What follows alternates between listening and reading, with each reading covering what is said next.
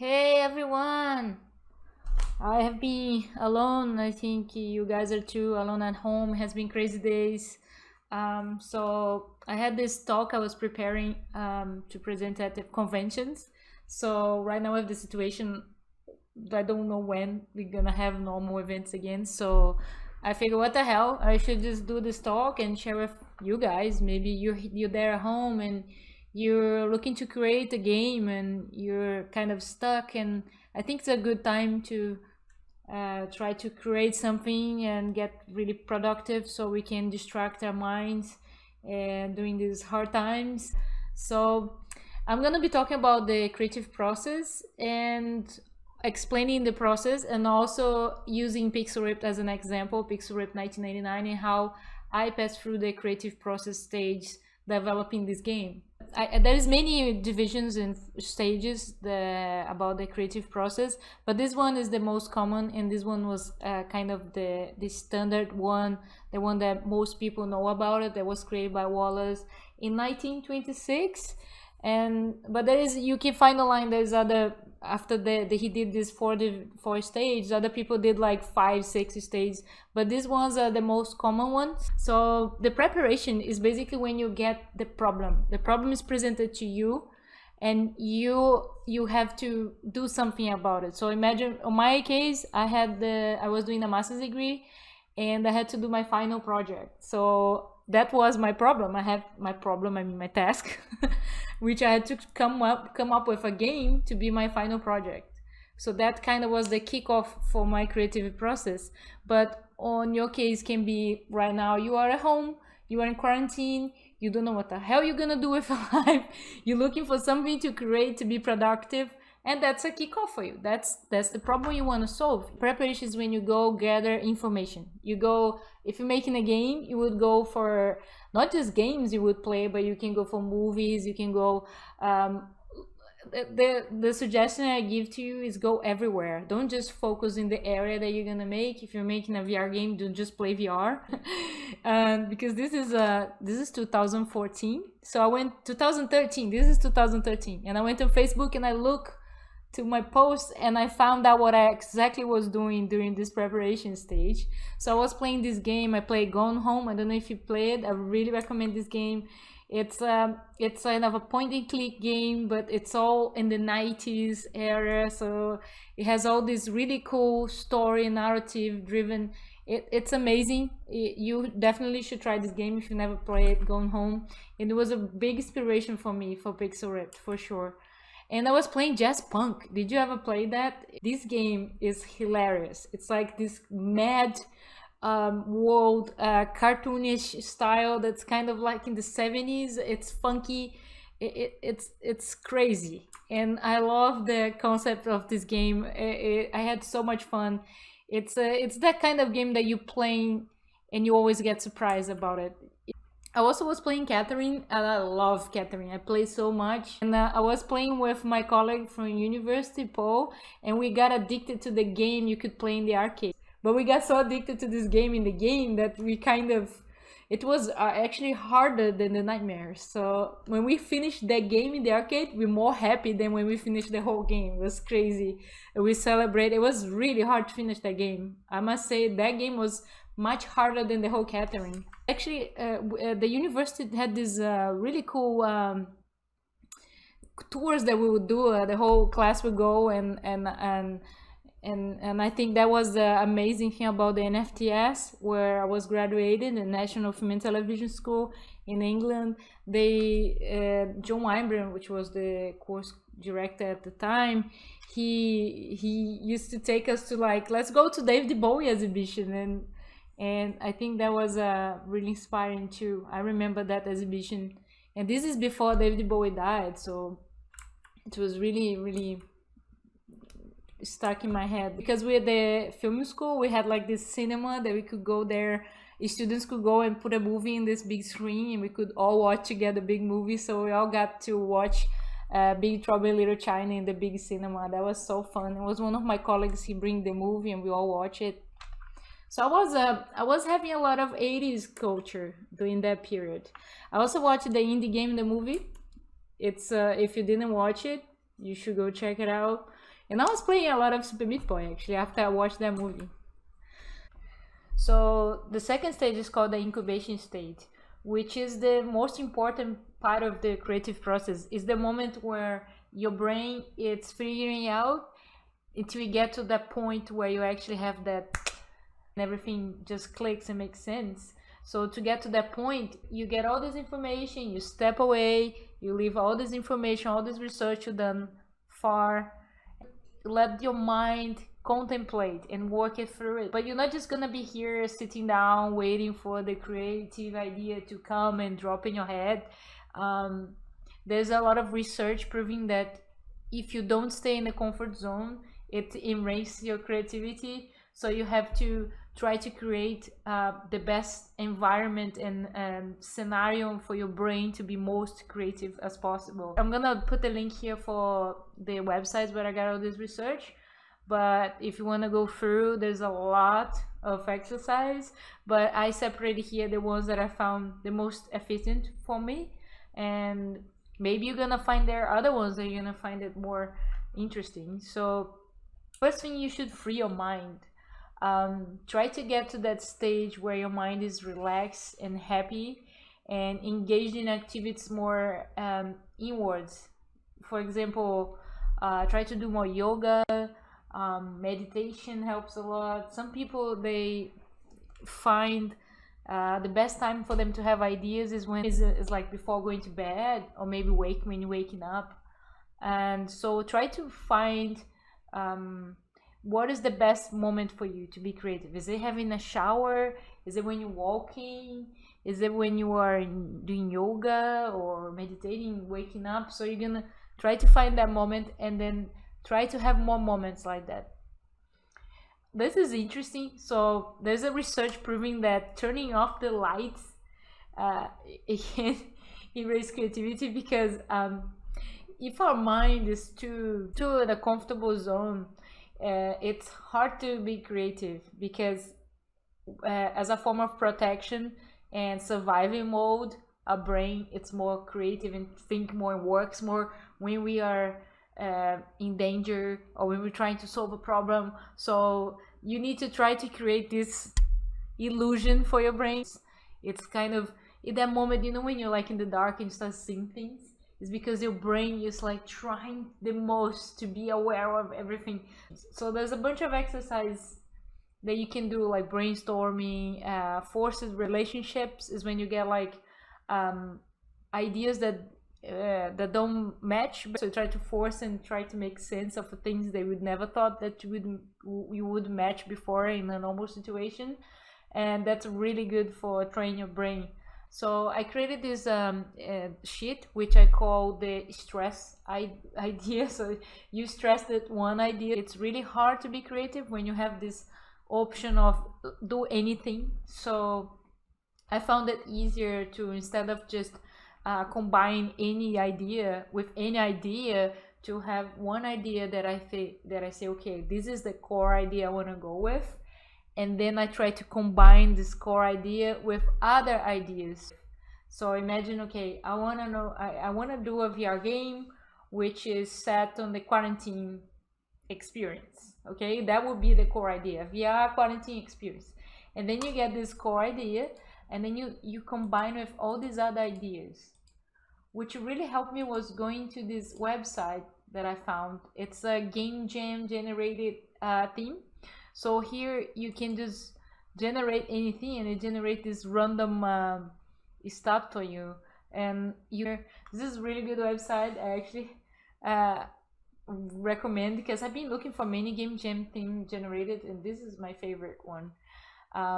So you get here, imagine you get, I don't know, space western be a lion, and then you get this like, okay, I'm gonna get the shooter guy, and you type it here, the shooter guy, for example, for idea one, and then you get here, you type it ice cream, I don't know, go crazy, and then just put all these ideas and then try to combine with your core idea, which is the quarantine VR experience.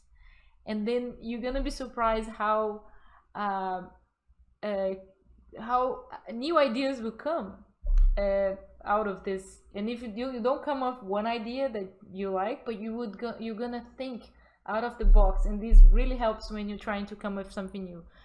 By the way, nothing comes from zero, so every new idea comes with the mix of other ideas together. So this is the perfect way to exercise your head, your mind, and make your brain don't stuck in the comfort zone. I'm gonna share this too with you guys. So yeah, coming back here to the presentation. Sorry, I never done presentations like this online, so I'm trying to get used to it. So another thing interesting about that helps the creativity is having a really disorganized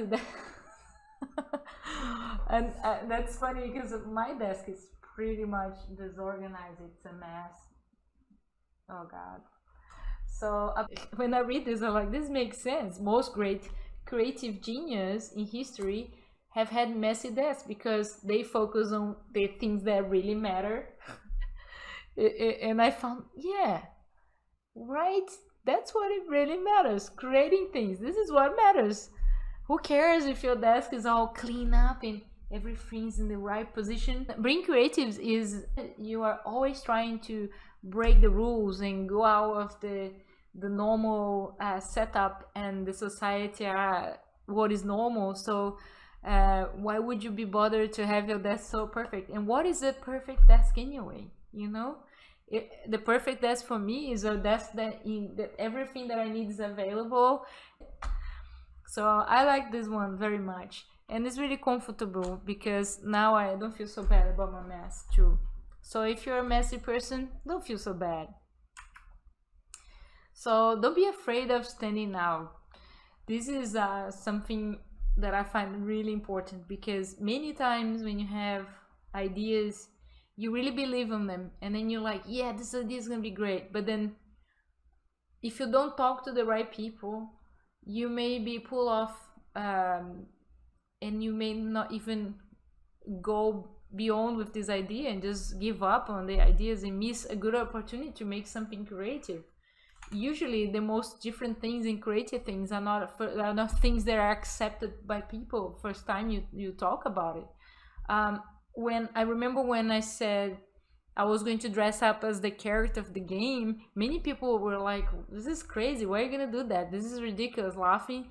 And it was one of the best ideas I have for marketing the game, and I'm so glad that I stick to it. But many ideas you're gonna have, people is gonna come and gonna criticize or not accept it, so stick to it. Being creative is not easy because you usually gonna be doing things that are not kind of normal. When we let our focus shift away from the people and things, we are better able to engage in the process of thinking critically about our own thoughts.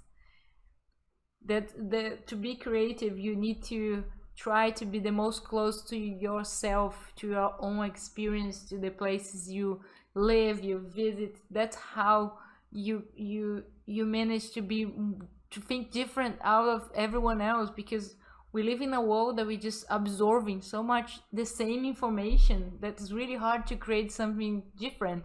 So as close you get to your life experience, the things that you know, the things that are around you, the more creative you're gonna be. I know many people is gonna be like, oh, how I'm gonna be, I'm in quarantine, what I'm gonna be doing. But there is many things out there. You can go online and you can learn so much. You can read books, you can watch movies. There's so much new things you can do, and you can learn and push yourself to try different stuff. There's many websites doing discount for courses, and I just subscribed for a writing a book course, composing music for games, particle systems.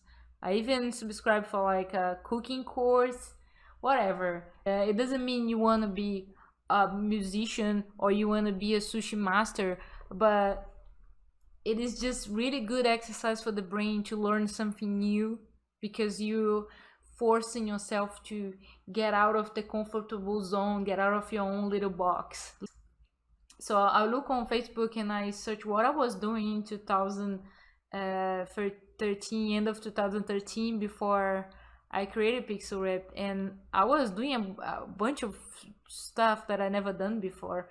Like I have these horse neighbors. I saw snow for the first time. I did a sushi course. I was also doing live drawing. At the NFTS, we had this really cool variety of courses, and we even had live drawing. That was amazing. Yeah, I also had a friend which had all these retro consoles, and we went to his house, and he had a Sega Genesis, and we played all these games, and he had a Master System. That was unforgettable. I was also mountain biking and camping for the first time. So now is the moment that most people think this is the only moment, which is the creative moment, but this is just the peak. This is like a result of everything else that came before. And if you get to this moment and you don't do nothing afterwards, it doesn't matter, right? It's like, oh, I had a great idea, whatever, no one knows. Oh no, and we love it when we finally everything makes sense, and you had the you had that amazing idea that, wow, now everything makes sense, this is amazing. Actually, for me, I was struggling a lot. I wrote down like 5 games, and none of the games were like, yeah, this is it. And I was talking to my course coordinator, and he was like, I think you should try writing more ideas. He wasn't really excited. I had this idea of making my final project this carnival game, which was called the Boneco Loco. And I had this dream, which I was in the living room, and I was playing a game in the television, and the game was involving graphics and pixelating.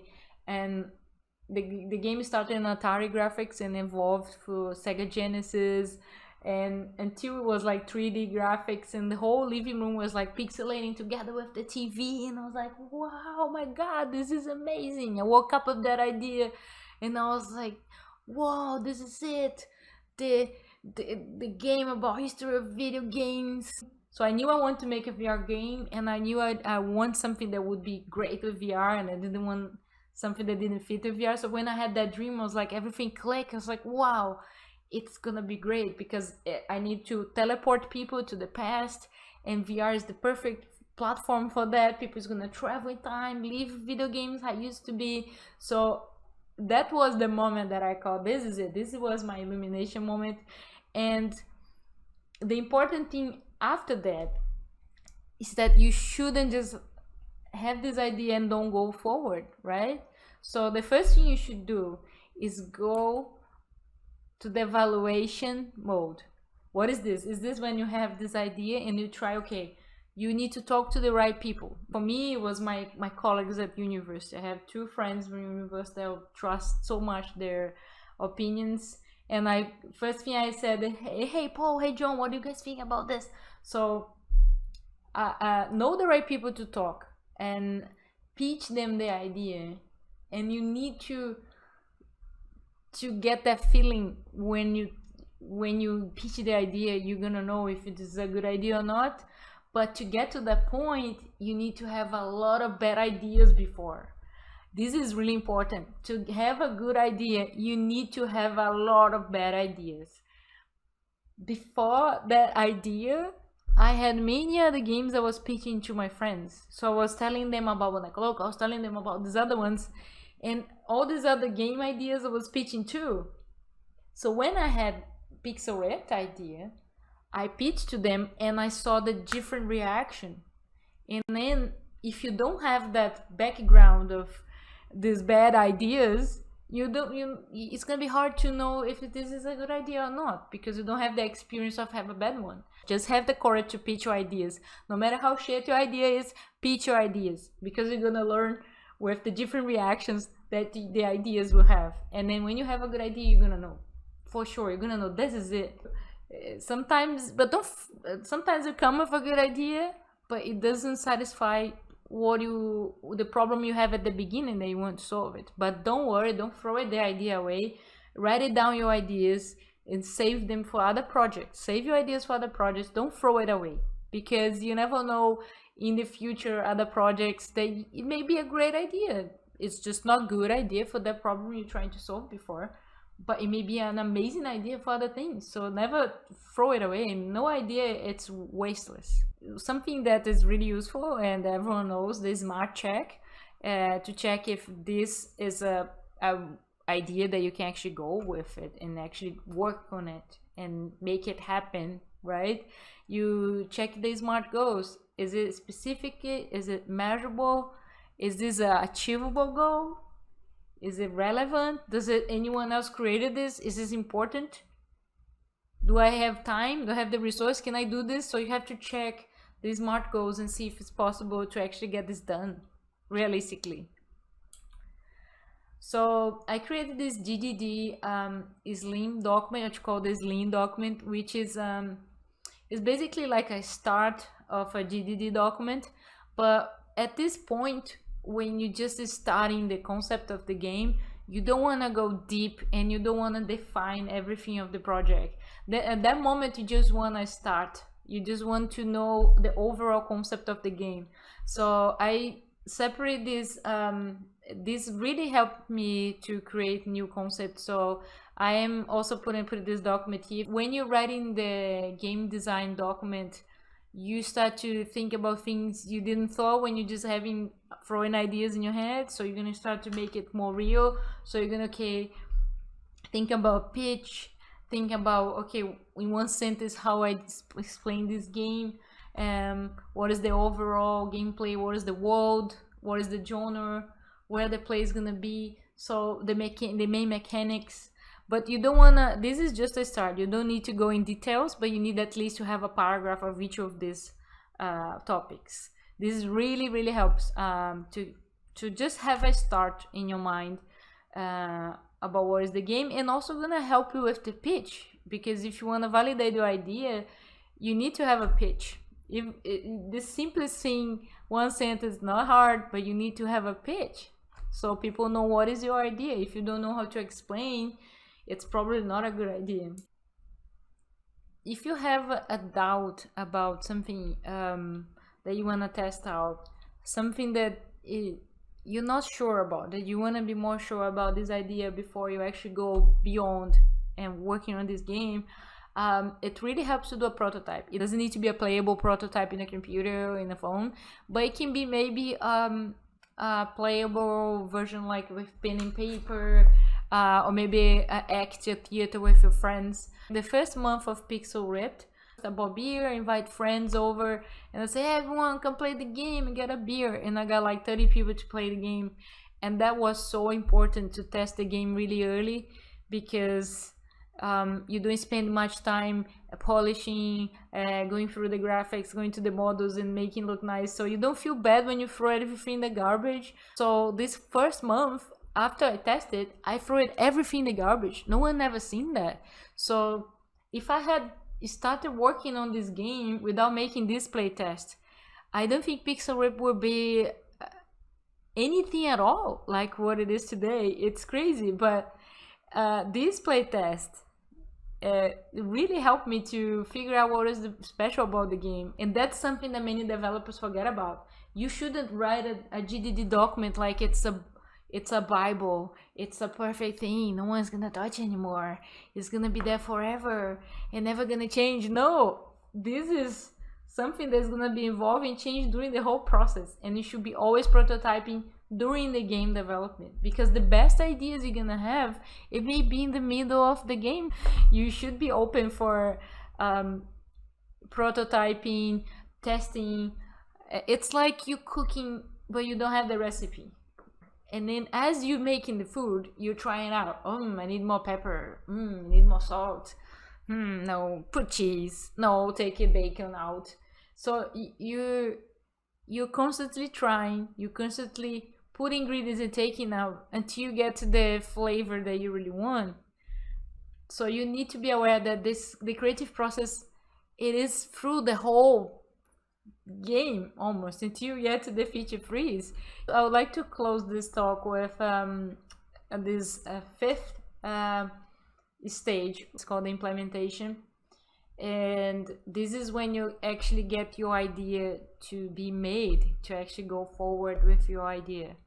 And in video games, what I find really useful is after you have your GDD document, you have your game design document, you have a demo, a prototype, something that it's playable, you have a pitch, and then with these tools, you can go really far with this idea. You can, if you have a game idea that's really hard to accomplish alone, and you need investment or you need a team, these tools, the domain, the name of the game, this is gonna make your idea real, and this is gonna really motivate you to get beyond, because you're gonna start to put it out there to the world.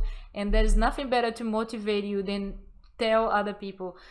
Commit yourself. If you want to make a game and you're home now, I hope this helps you. If you guys want to see more talks like that I share development experiences, let me know. I am happy to be able to talk to you guys, and it has been lonely days. I'm here alone in quarantine. I think many of you are too, so at least we get in touch more and share some experience. So stay strong, everyone, stay home, and let's create some games and escape from this messy world. Let's be creative.